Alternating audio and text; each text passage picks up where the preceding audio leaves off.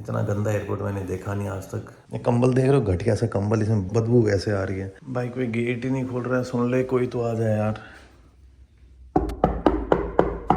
भाई 2 घंटे हो चुके हैं, सालों ने ना गेट ऐसे बंद कर रखा है, खोल रहे ही नहीं है। हेलो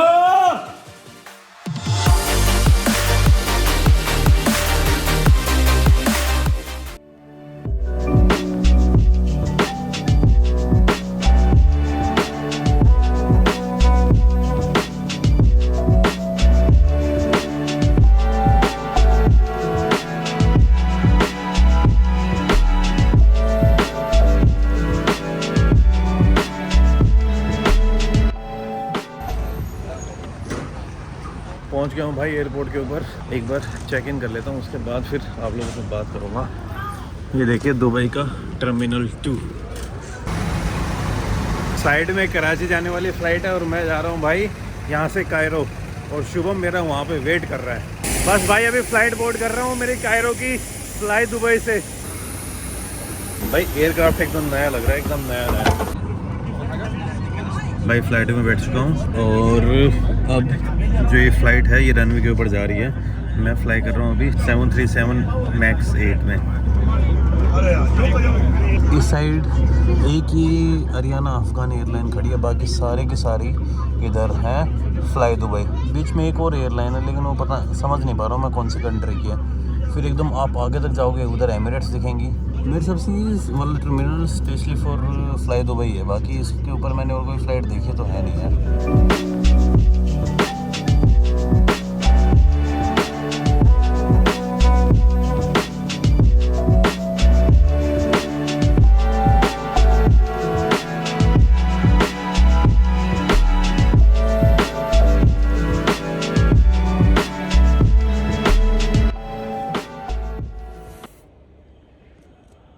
भाई वेट कर रहा हूँ, अभी तक एंट्री नहीं मिली है।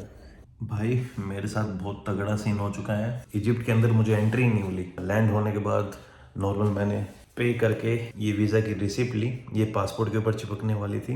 लेकिन उसके बाद क्या होता है, जब इमिग्रेशन काउंटर पे पहुंचता हूँ तो बोलते हैं कि आपको एंट्री नहीं मिलेगी। बेसिकली अगर आपके पास न्यूजीलैंड, ऑस्ट्रेलिया, शेनेगन, जापान और 1-2 वीज़ा और हैं, अगर वो वीज़ा आपके पास हैं तो उनके बेसिस पे आपको इजिप्ट के अंदर वीज़ा ऑन अराइवल मिल जाता है। लेकिन जब मैं इमिग्रेशन काउंटर पे पहुंचा तो उन्होंने बोला कि नहीं, न्यूजीलैंड के लिए तो ये वीज़ा ऑन अराइवल है ही नहीं। लेकिन आईटा की वेबसाइट पे लिखा हुआ था, फ्लाई दुबई की वेबसाइट पे लिखा हुआ था, इवन जो इजिप्ट की वेबसाइट है उन सब के ऊपर ये लिखा हुआ था। मैंने उन सबको दिखाया। पहली बात तो यहाँ पर किसी को अंग्रेज़ी नहीं आती, ना यहाँ पे नेट चल रहा है, कुछ है ही नहीं। इतना गंदा एयरपोर्ट मैंने देखा नहीं आज तक, जिसके ऊपर ना नेट है, कुछ भी नहीं है, और अंग्रेज़ी यहाँ पे किसी को आती नहीं। तो भाई तगड़ा सीन हो चुका है। जो मेरा न्यूजीलैंड का वीज़ा था वो यहाँ पे मान ही नहीं रहे, बोलते नहीं न्यूजीलैंड का वीज़ा वो नहीं मानेंगे। जो इमिग्रेशन ऑफिसर है वो भाई उसको अंग्रेज़ी नहीं आती यार। एटलीस्ट यार इमिग्रेशन पे तो ऐसा बंदा होना चाहिए ना जिसको अंग्रेज़ी आए, जो बंदों की बातें समझ पाए। लेकिन नहीं समझ पा रहे, तो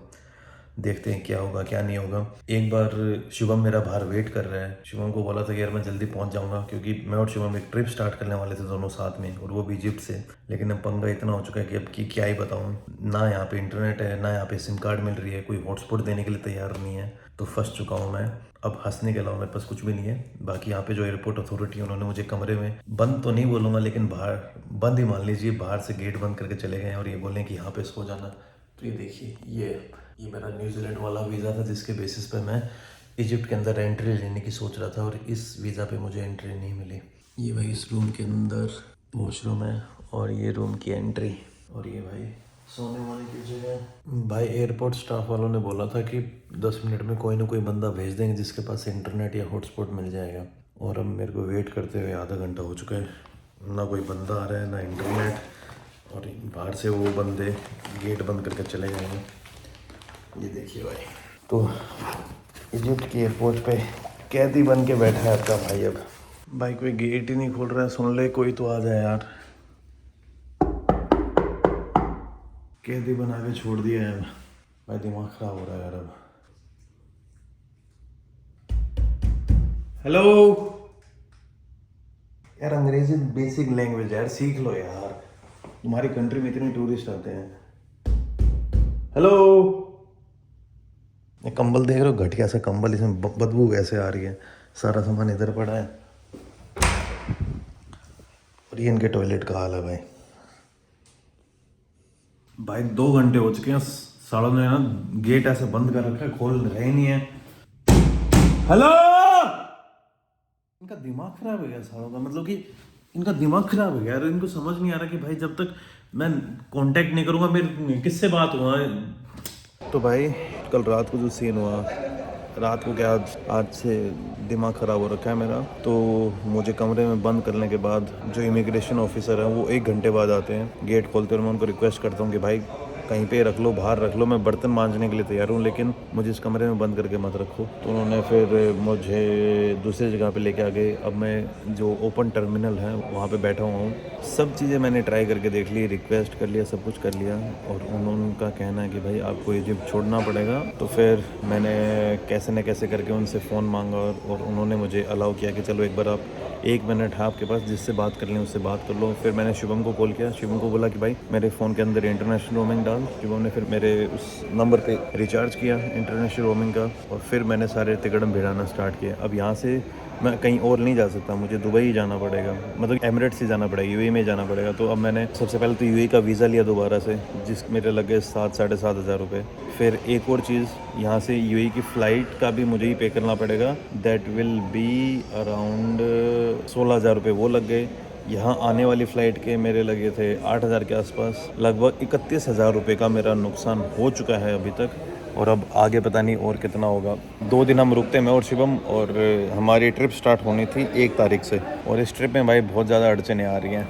अगर मैं इजिप्ट का ई वीज़ा भी अप्लाई करता हूँ तो ई वीज़ा आने में कम से कम भी 4 से 5 दिन लग जाएंगे। तो अभी भाई तगड़ा ही सिस्टम हो रखा है भाई। सब कुछ हो गया है, फ़्लाइट बुक कर दी है मैंने, अभी अबू धाबी जा रहा हूँ मैं यहाँ से। लेकिन अभी भी जो मेरा पासपोर्ट है वो यहाँ के जो इमिग्रेशन ऑफिसर उनके पास है, उनसे पूछ के मैंने सारी चीज़ें की थी कि मैं instead of flying to Dubai मैं अबू धाबी फ़्लाई कर सकता हूँ क्या, क्योंकि दुबई की फ़्लाइट आज रात को थी। कम से कम मुझे एयरपोर्ट पे 12 से 13 घंटा और वेट करना पड़ता। अबू धाबी की फ़्लाइट अभी बस 1-2 घंटे बाद है। मैंने सारी चीज़ उनसे पूछी, लेकिन अब उन्होंने बोल दिया कर लो, और अब मेरा पासपोर्ट नहीं मिल रहा है मुझे।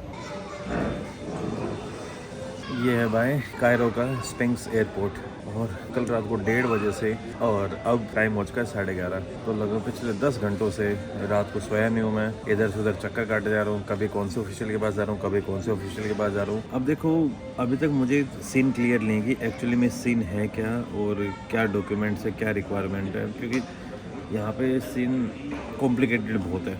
और वो जब मैं एक जगह पर बैठ के आसानी से फिर आप लोगों को समझाऊंगा।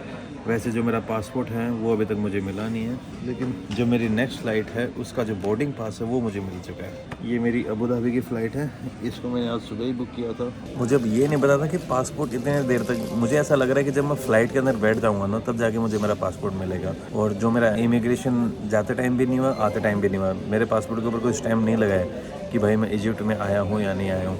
ये पीछे देखिए भाई स्पिंक्स एयरपोर्ट है। ये नींद के कारण मेरी हालत खस्ता हो रखी है। मैं सोच रहा था कि कायरो में पहुंचने के बाद दाढ़ी कटवाऊंगा, बाल कटवाऊंगा, और जो नेक्स्ट ट्रिप है उसको मस्त तरीके से स्टार्ट करूंगा। शुभम भी काफ़ी देर तक मेरा वेट करता रहा। एक तो इस एयरपोर्ट की सबसे गंदी बात क्या है कि यहाँ पे इंटरनेट ही नहीं है, और जिस बंदे से मैंने हॉटस्पॉट मांगा वो हॉटस्पॉट भी नहीं मिला। तो इस कारण से शुभम को भी कल रात को मैं बहुत ज़्यादा लेट इन्फॉर्म किया कि भाई मेरे साथ ये पंगा हो गया है। फ़्लाइट लैंड हुई थी कल रात को 1 बजे, और लगभग जो बाकी एयरपोर्ट खाली हो गया था, 1:30 बजे फ़्लाइट लैंड हुई थी, तो 3 बजे के आसपास पूरा एयरपोर्ट खाली हो गया था। उस टाइम पे बस मैं बचा हुआ था। तब से लेके 6 या 5 बजे तक तो इमिग्रेशन वाले ऑफिसर के साथ पंगा होता रहा। उसके बाद फिर आपको याद होगा कि मेरे को एक कमरे में बंद कर दिया था, बोलते यहाँ पे सो जा। मेरे को नींद में ना नहीं रही थी, फिर मैं भड़ खींच के मारने लगा कि भाई प्लीज़ गेट खोल दो, मेरे से यहाँ सोया नहीं जाएगा, मैं बाहर बैठ जाऊँगा, लेकिन यहाँ मैं नहीं सोऊंगा। एक तो बिस्तर इतने गंदे, उनसे बांस आ रही, और दूसरा भाई यार जब आपके बाहर कुंडी लगा के या ताला लगा के कोई ऐसे चला जाता है ना, तो आपको एक क्रिमिनल टाइप की फीलिंग आती है। और इसमें मेरी कोई गलती भी नहीं थी भाई, इनकी वेबसाइट पे इन्होंने ढंग से मेंशन ही नहीं कर रखा कि कौन से वीज़ा के ऊपर आप आ सकते हो, कौन से वीज़ा के ऊपर आप नहीं आ सकते।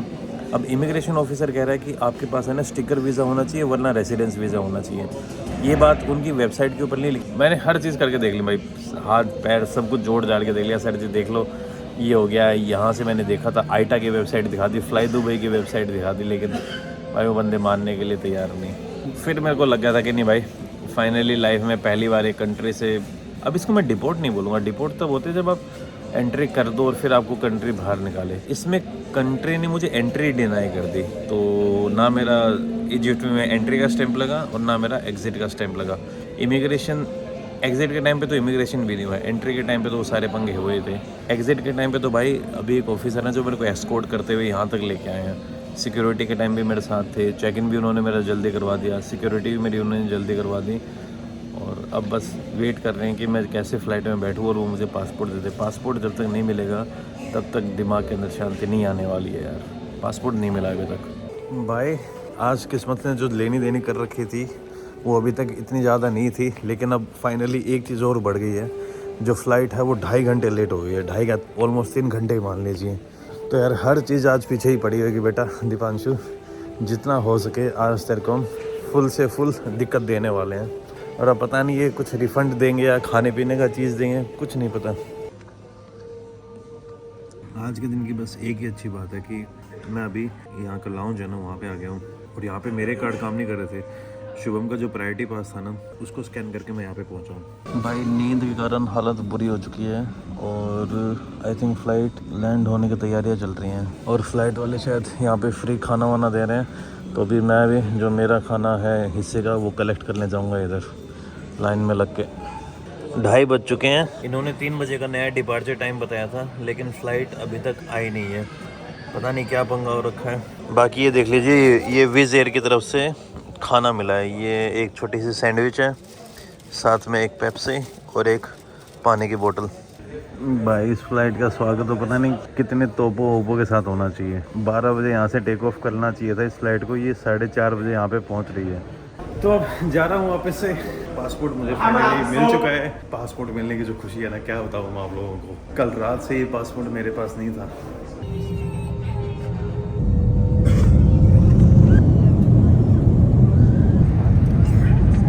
अबू धाबी लैंड हो चुका हूँ यार। और सबसे मज़े की बात, चलो इस ट्रिप में कुछ भी इतना मस्त नहीं हुआ अभी तक, लेकिन अबू धाबी वाला जो नया टर्मिनल है ना वो देख लिया। इस टर्मिनल के लिए लोग काफ़ी टाइम से वेट कर रहे थे ओपन होने का, ये फाइनली ओपन हो चुका है। और अभी दुबई जाना है, यहाँ से अबू धाबी से दुबई पकड़ के फिर घर पे जाके वापस सो जाऊँगा। और अब भाई ट्रिप को नए तरीके से सोचना पड़ेगा। तो भाइयों अबू धाबी के एयरपोर्ट पे जो मेरा लगेज था ये देखिए मैंने पिकअप कर लिया है। और अब यहाँ से एयरपोर्ट से बाहर जाके मुझे बस देखनी है जो मुझे दुबई पहुँचा देगी। यहाँ से जहाँ तक मेरा ख्याल है मुझे इब्न बतूता मॉल के लिए बस मिलेगी और बस में लगभग 1 से 1.5 घंटा लग जाएगा और फिर मैं पहुँच जाऊँगा घर पे और जाके भाई नींद लेनी है अब। कल आपको याद है जब एयरपोर्ट के ऊपर था तो एयरपोर्ट में बंद कर दिया था, कैसे चिल्ला रहा था भाई गेट खोलो खोलो भाई, अरे गेट खोल दो खोल दो। तगड़ा सीन हो गया था। अभी तक है ना मैं आप लोगों को पूरी स्टोरी नहीं बता पाया था और मैंने नेक्स्ट ट्रिप भी स्टार्ट कर दी। फिर काफ़ी लोगों जब मैंने इंस्टा पे नेक्स्ट ट्रिप की अपडेट डाली ना तो काफ़ी लोग पूछने लगे यार अभी तक आपने जो इजिप्ट वाली कहानी थी वो पोस्ट नहीं की। एक बार बीच में तो मैंने आइडिया छोड़ ही दिया था क्योंकि वरना अब तक उसको पोस्ट कर चुका होता, लेकिन फिर भी चलो मैं आपको बता देता हूँ कि एग्जैक्टली सीन क्या हुआ। तो सीन क्या था, 1 तारीख से यानी 1 दिसंबर से मैं और शुभम एक ट्रिप स्टार्ट करने वाले थे दोनों साथ में, और हमारा प्लान था कि उस ट्रिप को स्टार्ट करें हम इजिप्ट से। तो शुभम पहले ऑलरेडी इजिप्ट पहुंचा हुआ था और मैं जा रहा था 29 तारीख को। 1 तारीख से हम ट्रिप स्टार्ट करने वाले थे, ये बात है 29 नवंबर की। तो उसके बाद मैंने दुबई से फ्लाइट ली। मेरे पास इजिप्ट का वीज़ा नहीं था, लेकिन जितना हमने चेक किया था और जो इजिप्ट की इमिग्रेशन की वेबसाइट थी उसके ऊपर भी क्लियरली मेंशन था अगर आपके पास न्यूजीलैंड का वीज़ा है तो you are eligible to take the visa on arrival thing which is $25।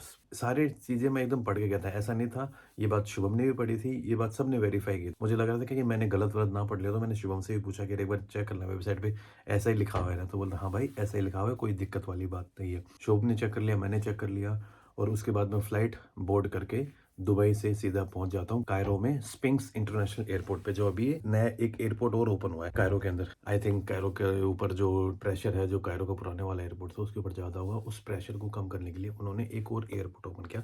वहाँ आपका भाई लैंड होता है। लैंड होते ही सबसे पहले लाइन लग जाती है इमिग्रेशन की, और उससे पहले एक जगह थी जहाँ पे लिखा होता वीज़ा ऑन अराइवल। मैंने आपको एक स्टिकर दिखाया था, वो स्टिकर मैंने अभी शुभम को दे दिया कि यार तू यूज़ कर लेना, मैं अभी इन रिसेंट फ्यूचर मैं इजिप्ट जाने वाला नहीं हूँगा, 1-2 महीने बाद जाऊँगा तब के तब देखी जाएगी। मैंने वो स्टिकर वहाँ से इमिग्रेशन से पहले एक बैंक का काउंटर था, वहाँ से वो $25 का वीज़ा ऑन अराइवल वाला वो स्लिप खरीद ली, जो मेरे पासपोर्ट के ऊपर चिपकनी थी थ्रू इमिग्रेशन। फिर मैं इमिग्रेशन पहुँचता हूँ, मेरी बारी आती है, वो बोलते हैं कि चलो आप वेट करो एक बार, उसके बाद हम आपसे बात करते हैं। काफ़ी देर सब के सब चले गए ना, फ्लाइट के अंदर जितने भी बंदे थे सबका इमिग्रेशन क्लियर कर दिया। फिर मेरी बारी आती है, मेरे को बोलते हैं कि sorry you are not allowed to enter. भाई उनके सामने मैंने सब कुछ करके देख लिया, भाई प्लीज़ यार देख लो, थोड़े बहुत आंसू आंसू भी निकाल दिए। आंसू तो क्या मतलब कि ड्रामेटिक थोड़ा ज़्यादा ही हो गया था मैं कि भाई कर लो प्लीज़, आपकी वेबसाइट के ऊपर लिखा हो। मैंने सब चीज़ उनको जितने हथकंडे थे मेरे पास सारे के सारे अपना लिए थे।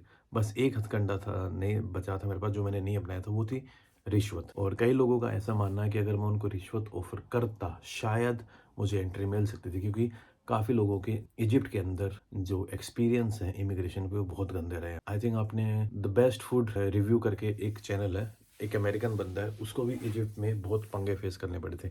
उसका सीन मेरे से अलग था, लेकिन सीन हुआ था उसके साथ भी इजिप्ट में। इसको साइड करते हैं। भाई मैंने उनको बोला कि यार आप ये बताओ कि मेरी गलती कहाँ पे है। आपने वेबसाइट के ऊपर लिखा हुआ है न्यूजीलैंड वीज़ा के साथ एंट्री मिल सकती है, मेरे पास न्यूजीलैंड का वैलिड वीज़ा है, सारी चीज़ें। वो बोलते कि आपके पास स्टिकर वीज़ा नहीं है। तो भाई स्टिकर वीज़ा आप क्लियरली मेंशन करो ना वेबसाइट के ऊपर कि अगर आपको वीज़ा ऑन अराइवल फैसिलिटी लेनी है तो आपको स्टिकर वीज़ा चाहिए होगा। अब वो बात उन्होंने वेबसाइट के ऊपर मेंशन नहीं कर रखी थी, और मेंशन नहीं कर रखी थी तो ये पंगा।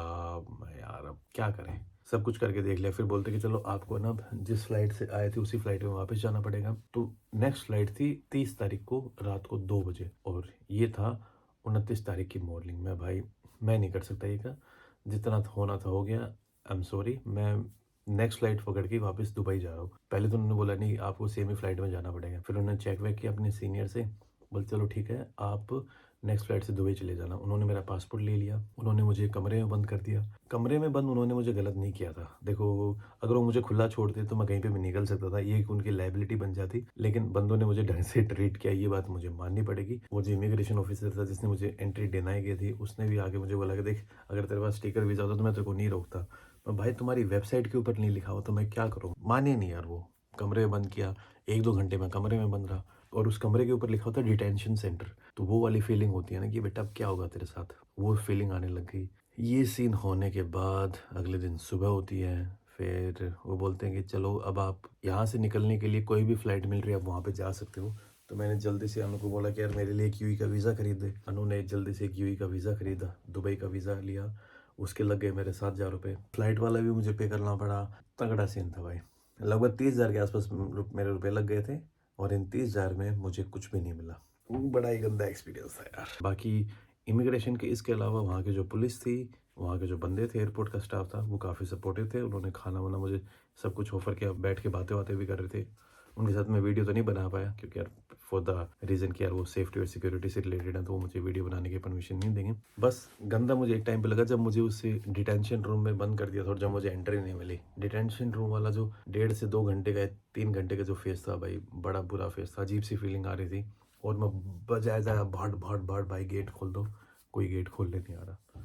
उसके अलावा मेरे साथ ऐसा कुछ बुरा नहीं हुआ इजिप्ट के अंदर। तो बस भाइयों इस वीडियो में इतना ही। उम्मीद करता हूँ कि इस वीडियो के थ्रू आपके कुछ डाउट क्लियर होंगे, और मैं फिर से आपको बोलता हूँ कि अगर आप इजिप्ट जा रहे हो तो इस चीज़ का ध्यान रखना, वो पंगे कर सकते हैं।